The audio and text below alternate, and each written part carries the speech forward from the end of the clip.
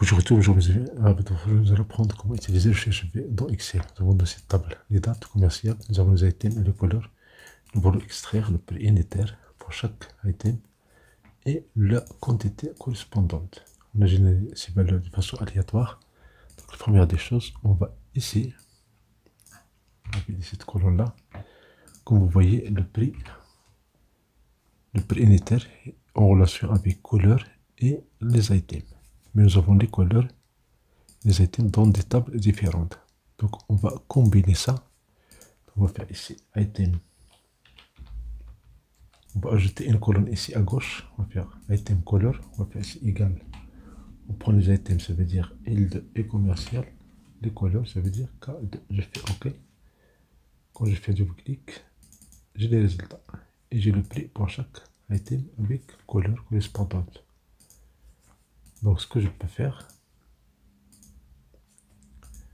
je vais chercher le prix unitaire, ça veut dire les données qui existent dans la colonne M de cette table-là, selon la couleur ou bien les items de la table initiale.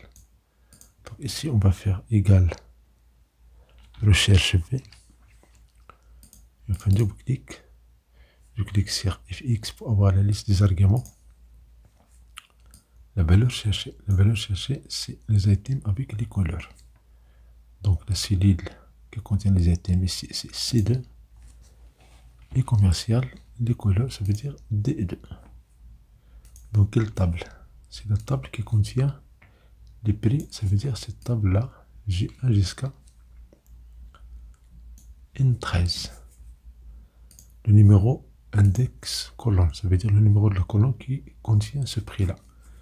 On a commencé par G, donc GC1, KC2, L3, MC4. Maintenant, la valeur proche, est-ce que je veux une valeur proche? Non, je vais mettre faux ou bien 0. Voilà, j'ai le résultat. Je fais OK, j'ai 20.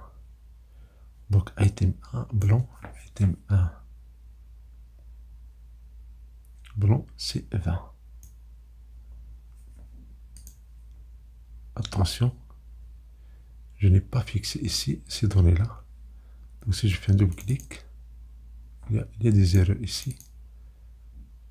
Pourquoi? Parce que la table initiale n'est pas fixe. Je fais CTRL Z. Donc je clique sur la fonction, bien la formule qui se trouve dans le cellule F2.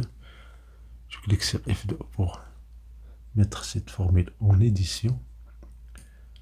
Je sélectionne G1 jusqu'à N13, je touche, ou bien je clique sur la touche F4 du clavier et je valide. Maintenant, quand je copie la formule en bas, je vais avoir le résultat. Pour la quantité, on va faire la même chose, on va faire égal, on va faire recherche V. Je fais un double clic pour valider.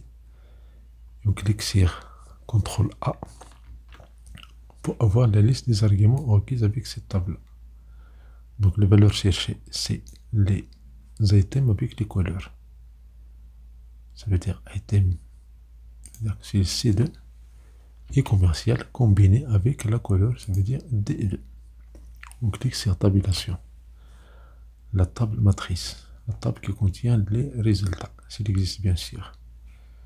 G1 jusqu'à N13. Je clique sur F4 pour fixer cette zone-là. Maintenant le numéro de la colonne. On a commencé par G, première colonne, 2, 3, 4, 5. C'est la cinquième colonne, ça veut dire la colonne N. En commençant par G. Est-ce que je veux une valeur proche? Non, je vais faire faux. Sinon, je peux mettre 0.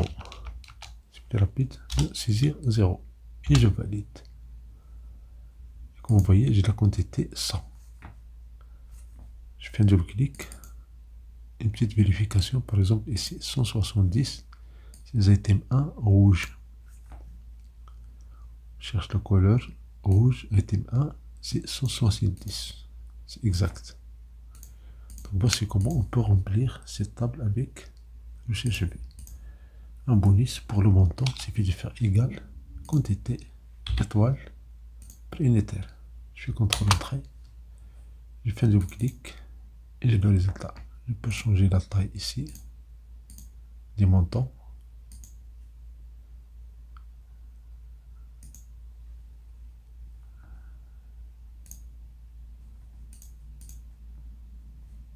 Et voilà, j'ai les résultats. Maintenant, pourquoi on utilise le CHV? Supposons que le prix unitaire a changé. Par exemple, item 1 blanc. L'item 1 blanc, ce n'est plus 20, mais c'est 24. Quand je fais 24, vous allez remarquer que tout est dynamique, tout se calcule facilement. Supposons que les quantités, item 3 blanc, ce n'est pas 110, mais 200. Item 3 blanc, ça ce n'est pas 110, mais c'est 200. Et 200, et voilà, le calcul se fait immédiatement. Donc voici comment utiliser le CHV avec Microsoft Excel. Merci pour votre temps, si vous avez une question, si vous avez une question pour savoir des vidéos, c'est agréable.